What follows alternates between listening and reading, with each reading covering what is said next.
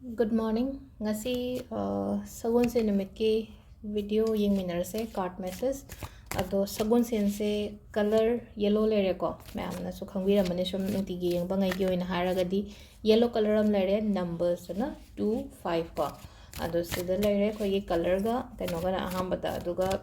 Thursday se dum pashagi aina mamangi daga sum haiba ma'am no tobi bai ko hadi Thursday money manifestation gumba to se ko hadi pesha sum cinnamon ke ka tawra khola tawba ma'am ma leina ko mamangi sagon sen tawdo dum sagon sen ko jingi repeat dum tawba ai ko hadi se ma koina thangjo gumba da hadi akhoi salt water gumba kai gumba dumai chinaraga white thopa ko to ko dumai na tawba Thursday gi ona so do tobi bai ko ado ahambada akhoi gi card ki message yeng minarase aduga timing ga ai haijara age ko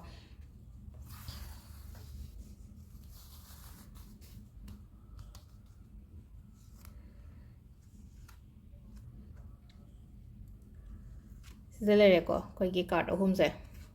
card number 1 2 3 ko ama khanbiro ko ama ani ahum sida hi ngatang keno tawra ko ado yengase ngasi gi ona kari energy leke haibado ko first ko second third ko ahamba se hotpabudi yamna hotnari ko adu taragasu haidi lakti lakani result se delay oina lakani ko khara aina honari ba aigi kain aina ngasai ge aigi hard work aigi effort thadari ba kholi ba adumba mayam do loina ma engonda di kana bati porakani aduga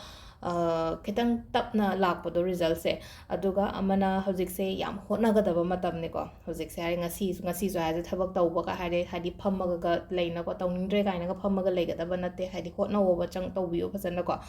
aduga ani shubagi sina ko sida laise ko hadi khara adum ngasi gi oina hairagadi ko wakhanse koktagi oina khanbado hadi mind gi oina khanba ado phai ko morom da hadi mind gi oina khanba hairagadi hadi thaba ma tawge hairagadi kokte khanba jo phaina khara hadi akhogi sida haise ko mind dagi khalak poi tarage emotionally down oiba khotba adum basu kemta oir roina ko hadi wakan thamoi dai khan basina mu kitang emotional oiba ko pod mai leina ko adu katang strong oi ko hadi kaino se ngasi gi oina haraga di thabai khang tawba matamda aduga ahum su basina ko hadi startup tawba yai ko hadi kaino ma chattoine kaino ma tawdoine kaino ma hodoine haraga di ngasi tawbi bada akaiba kemta leite ko aduga timing sina ayuki pung mangaga minute kunithoi dagi na taruka minute nifu taruk phawm lere dagi mapan ga minute kuntra humdoi kuntra mari dagi mapan ga minute kuntra mari dagi na pung amaga minute nifu taruk phawm lere adai pung ahum ga minute tara dagi na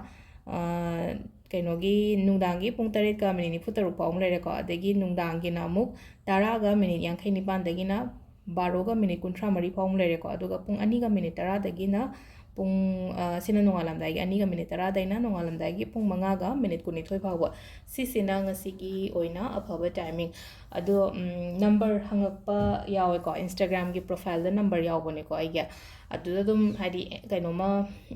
any query doubt ama kai ama leina ko hadi consultations gi oiro hadi crystal gi matang da chamam na bagum baga oiraga su ko adum kaino tawbiro hadi ngasai gi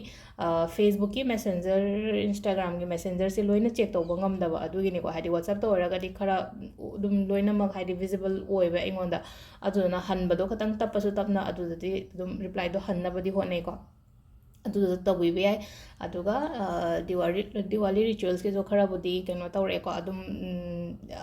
kaino laiba nimit humni mari ni che da confirm loin tawbiro ma'am hadi pre instructions kumba laibani na ko khudakta date 10 haraga di 10 numita join tawge haibado hadi